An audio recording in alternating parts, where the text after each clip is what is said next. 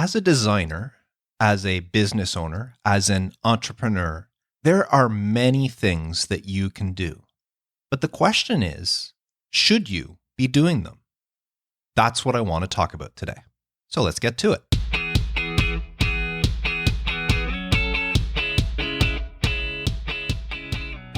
Resourceful Designer, episode 334.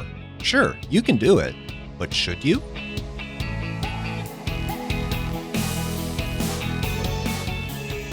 Welcome to the Resourceful Designer podcast, offering solutions to streamline your graphic and web design business so you can get back to designing. And now your host, who did better in summer school than he did during the regular school year, Mark Decote. That is true, specifically for English class. My grades throughout high school in English were in the mid-60s. I don't think I ever got anything higher than a 69% in English. And then one year I decided to go to summer school, and in summer school I got high 80s. And the funny thing is the following year when I went back to regular high school, my grades continued in the high 80s. So I don't know. It was probably just me being me and not applying myself until that summer school where I really liked the teacher. Anyway, today I want to talk about all the things we do in the course of running our business. Now, let me take you back to when I first got started on my own. Now, I was very lucky. The week that I announced that I was going to leave the print shop and start my own business, another local designer reached out to me and asked if I would be willing to take on her clients. She was contemplating closing down her design business for health reasons, but didn't know what to do. And then when she found out that I was starting my own business, she thought it was a perfect match and she offered them to me. So I was very lucky that when I left the print shop and started my own, I already had a bunch of clients handed to me.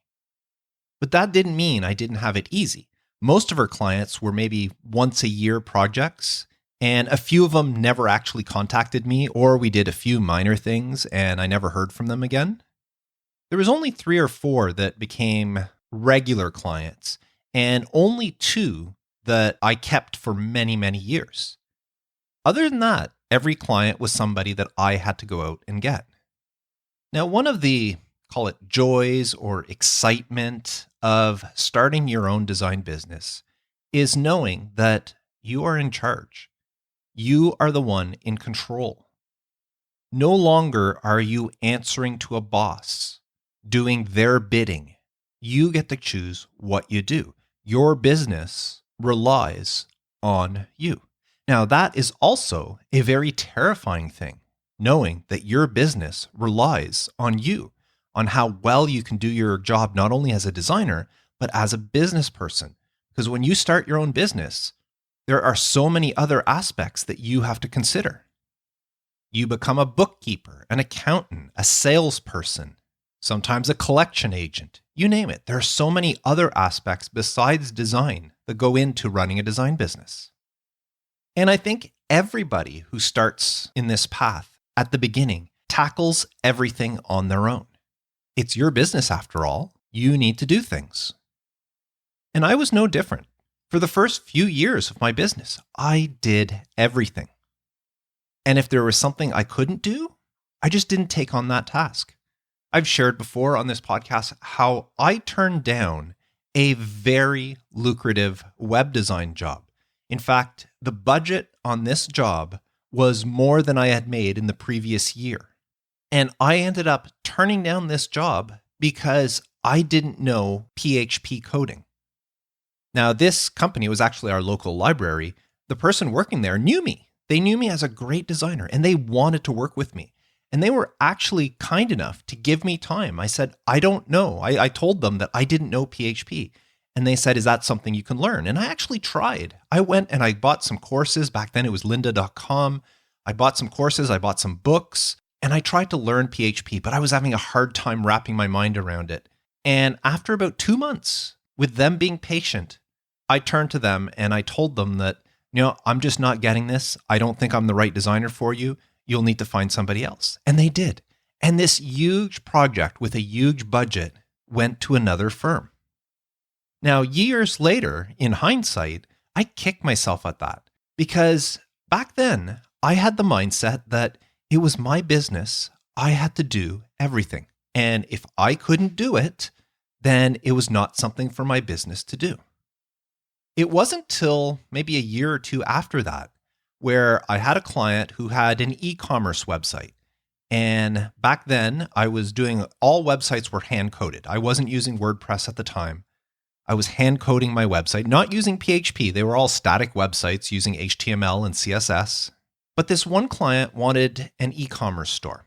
He was selling all sorts of stuff. Anyways, I ended up settling on a platform called PrestaShop, and I installed it on a server. I learned how to use it. I set up his store, and the client was very happy. He was putting products up there. I was going to say selling them, but I don't think he actually ever sold anything.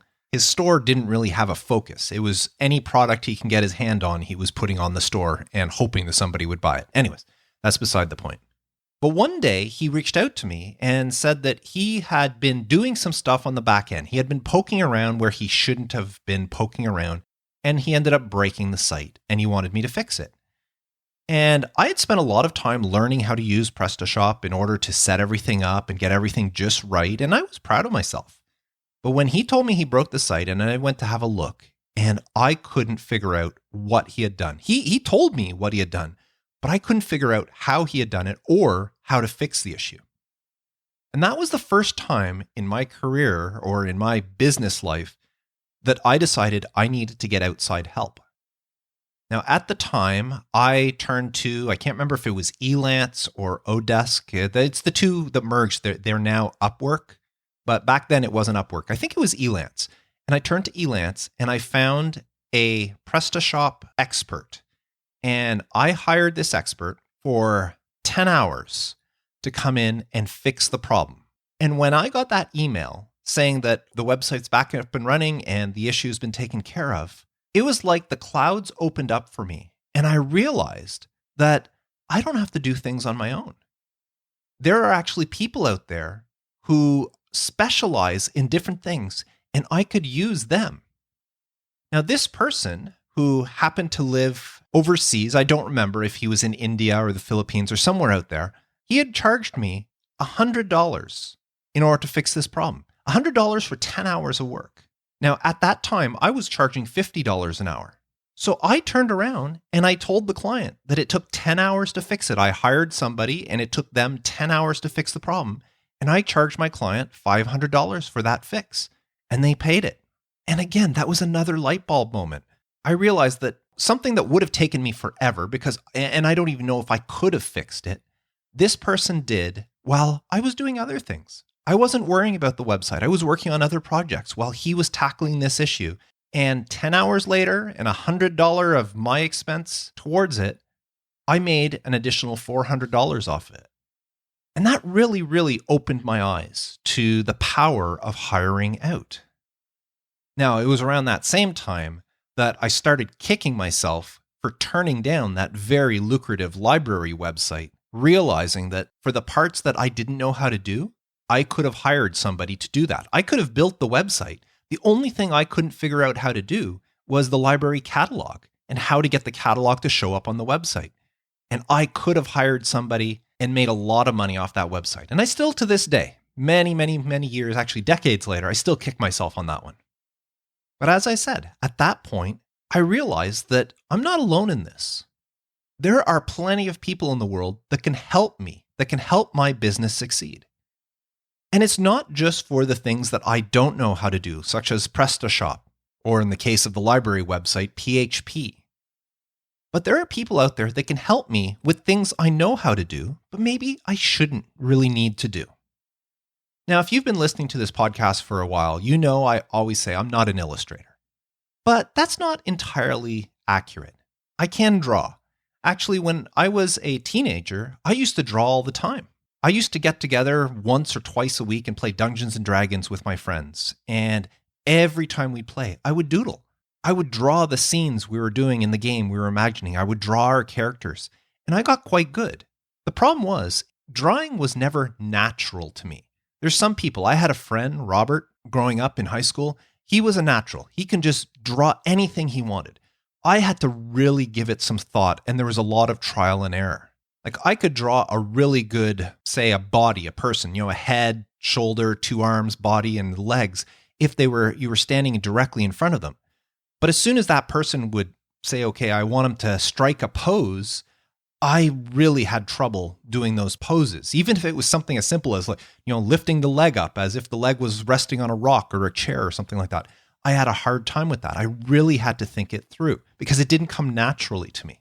And illustration is one of those things that, at least for me, if I didn't practice it, which, once I got a job and girlfriend and a wife and kids and all that, I wasn't practicing it. And now when I try to draw something, I can't, or I don't have the same ability. I look back, I still have some of the illustrations I made way back then, and I'm amazed at how good they are. And if I try doing something like that now, I can't even come close to it. Because illustration is not something that's natural to me like it is for some people. And that's not to say I haven't tried. I have done some illustration for work over the years. I remember one year when I was working at the print shop, I had a client that wanted a custom wedding invitation. And they wanted kind of a Romeo and Juliet style thing. They wanted an illustration of a man on his knees calling up to a woman in a window, her leaning out, and him presenting a ring to her. And I was able to draw that, and the client really liked it. But I had to find sources, images. I couldn't just draw it on my own. I had to find an image of a man on his knees. I had to find an image of a woman leaning over so that I got the proportions right and everything. And it took me forever to draw it. Now, I was quite proud of it, but the time involved just didn't make it worth it. Now, when I started my own business, and after I discovered that I could hire people, I started reaching out to illustrators. Before that, if a client asked me and said they need an illustration, I would say, okay, well, you need to find somebody who can illustrate and get them to do it and then just give me the illustration. Or we think of a different idea beside the illustration. But once I realized that, hey, I can get other people to do it and upcharge and still make money off of it, that's when I started using other people. I remember the first time I hired an illustrator, it was actually a friend of my son's, somebody that he went to school with. And he was an amazing illustrator. He's graduated, and he now works as an illustrator for a video game company doing amazing work. But back then, I needed something. I needed a cartoon, a simple cartoon of something. And I approached him and asked him if he would be willing, and he did a great cartoon for me. It did exactly what I needed. I have another friend, a fellow designer, Dan. We originally went to school together, and we worked together at the print shop, and then he moved away. And then later I started my own business. Well, there's been a couple of times where I've needed illustration where I've reached out to him because he's a great illustrator. So even though I can illustrate, I don't like to, I'm just not very good at it. I learned that there are other people that are good and you can reach out to them and have that stuff done. And then it's just a matter of marking up whatever it is they're charging you. So if there's anything that you're not comfortable doing in your business, or even if you are, but you're just not that good at it, think about people that you can hire to do those things. And there are lots of resources. I mean, Upwork, I mentioned earlier, is one. You could hire people on Fiverr. I hired an illustrator on Fiverr. I needed a caricature done. It was for podcast artwork. Somebody didn't want their photo, but they wanted a caricature of themselves on the cover artwork. So I went to Fiverr and I looked at different caricature artists. I found one that I thought was really good, and I reached out to them and hired them. And I've used this person for multiple projects since then. Now, the funny thing is at one project, I reached out and I asked, how fast can you get this done? And they didn't respond to me for a while. And when they finally did, they said, sorry, it took so long to get back to you. I had a piano recital to go to after school. That was a weird answer, I thought. So I says, how old are you? And this was, I knew it was a girl. I knew she was from Indonesia. And she replied back that she was 14 years old. I had been working with her for 2 years already at that point. And she was an amazing illustrator, which means the first time I hired her, and she was on Fiverr, she was offering her service. The first time I hired her, she was 12 years old. And I still use her to this day, many, many years later. So anytime there's something in your business, whether it's illustration, whether it's coding, whether it's photography, anything that you need that you are not comfortable or not capable to do, you have the option to hire somebody to do it. And then you can upcharge your client on that. It should be part of the services. And it means that the services that you offer can now include those services as well. Anytime I'm doing a website now for a client, if they ask for something and my immediate thought is, I have no idea how to do that, I don't tell the client. I just say, sure, I'll get that done because I know somebody out there is capable of it and I'll just find them and get them to do it for me. Now, I've been talking about things that you're not comfortable with or that you're not good at and hiring people for that sort of thing. But what about things that you are capable of doing? Stuff that you even find easy? I've mentioned before on the podcast how I have a VA, a virtual assistant. Her name is Joanne. I've had her for years, and she updates my client websites for me. Updates meaning the plugins. She runs the maintenance side of the website for me. And every week she goes in and looks to see if WordPress or the theme or any of the plugins need to be updated, and she does that. Now that's something I'm perfectly capable of doing. Just go in, you press a click of a button, and it's done. So I'm capable of doing it. I actually enjoy doing it, but it's something I don't really need to be doing. My time could be better spent elsewhere.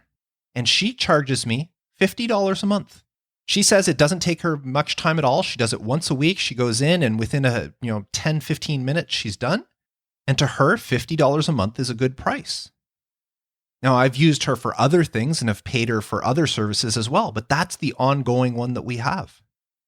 And that's for a service that I'm perfectly capable of doing. I mean, if I wanted to save $50 a month, I could just do that myself. But here's a big one, and this one is recent. Now, I don't know how much I've shared of this in the past, but as an entrepreneur, I have many streams of income. Yes, I have my graphic design business. I have 2 graphic design businesses. I have recurring clients recurring income through website maintenance and hosting plans with my web clients. I'm an affiliate for lots of different companies and resources. So anytime I say something like you should use Backblaze for backing up your computer system, which you really should, by the way, and I say, to learn more, go to resourcefuldesigner.com/Backblaze, that's an affiliate link. If you click that link and you decide to purchase Backblaze, which again, I really think you should. I use it. I swear by it. I think it's something everybody should have. But if you use my link and you purchase it, I make a small commission. So it's another form of income. I also have t-shirts that I sell on various different platforms. I have an Etsy shop for certain things. And I also have a couple of websites that I've built over the years that are what are called affiliate websites. They're websites that talk about a certain topic and they're linked to products, either on Amazon or other companies, that if you click on them and you end up buying those products, again, I make a commission off of it. And I really like that model of having a website that does that. And I've been toying with the idea of building another one. I've actually purchased many domains over the years with the thought of turning them into affiliate sites. Now, I am perfectly capable of building a website. I'm a web designer. I know what I'm doing. I know how to build a good website. I know how to build a website that works. I understand SEO. I am perfectly capable of doing this. And yet, just recently, I hired a company called Web Asset Builders, and they're building a website for me because, again, I am perfectly capable of doing it, but I just didn't have the time, or not that I didn't have, but there were better things I could spend my time on, like growing my podcast branding business. So I really wanted another one of these websites, an affiliate website. So I hired this company who specializes. This is what they do, is build these sites. And I'm letting them take the lead. They even designed a logo for the site. And I looked at the logo and I thought, I think I could do better. Actually, I know I could do better. But right now, I don't have the time. So what they did is good enough. It wasn't a bad logo. And I decided to go with it. Now, of course, this is not it's not my business. It's not client related, put it that way. My business involves a lot more than clients. Clients just happen to be one source of income for me. I've got many others. It's called diversification. And in all aspects of these different parts of my business, I've learned that there are people out there that can help me. So sure, there are many things that I can do, but do I need to be doing them? Or should I be doing them? In this last case, I am perfectly capable of building a website, probably a better looking website than what this company is building for me. But I just don't have the time, or right now I don't want to devote the time to it. So I wanted a website, so I hired them. And that's how most of business and life is. If you want to get ahead in business, in life, and whatever, there are two forms of currency you can use. Either money or time.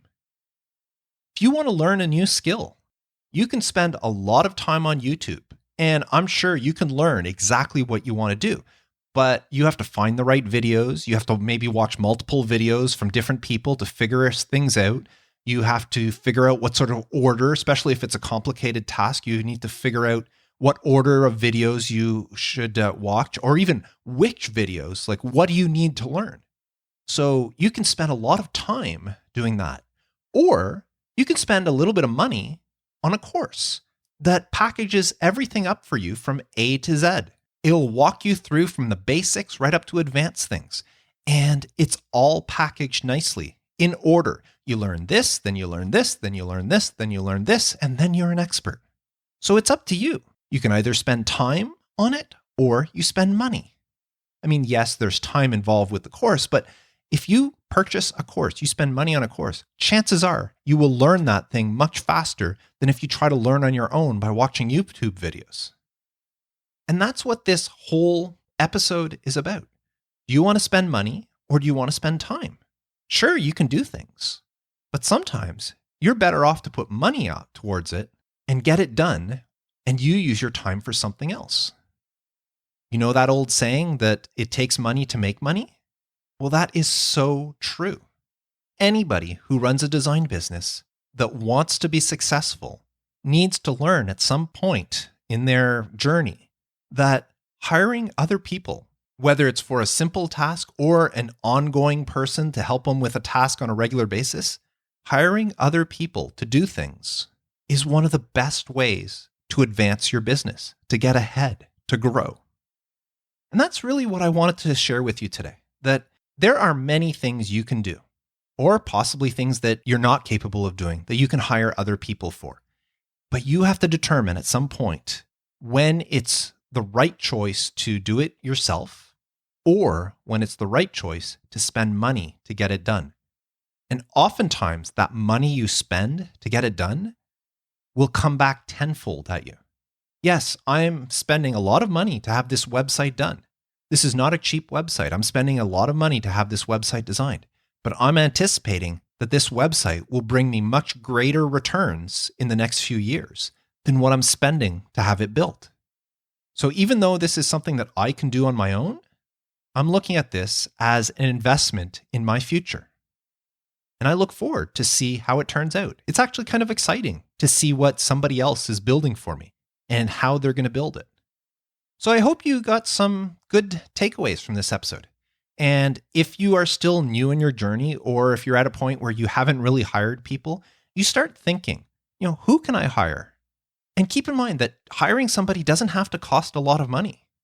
I mentioned my VA. I pay her $50 a month, which is the price she asked for, to do this task once a week for me. And she is very happy, and I am very happy. Because even though it's just a short task, if I had to do this every week, it would take away from my time, and my time is valuable. I don't charge by the hour, but if I did, my hourly rate is somewhere around $150 to $200 an hour.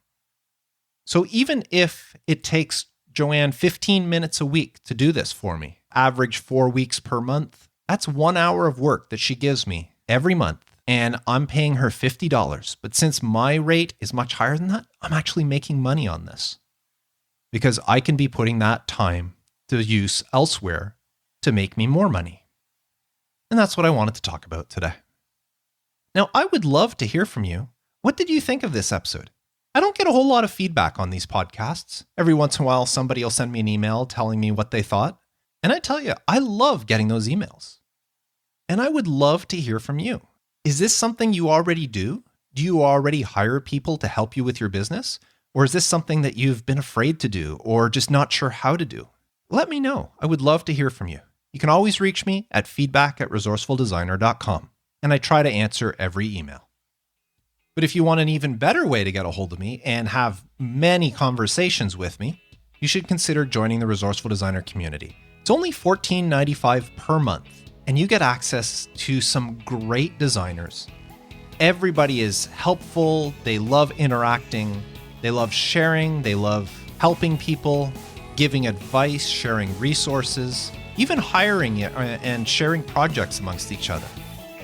And sometimes it's just the right thing to make you feel less alone, being able to talk to a fellow designer, somebody who understands what you're going through. If that sounds right for you, head on over to resourcefuldesigner.com/community and join today. So that's it for me this week. I want to thank you very much for listening. Until next time, I am Mark Decote, wishing you all the best with your design business and reminding you to stay creative.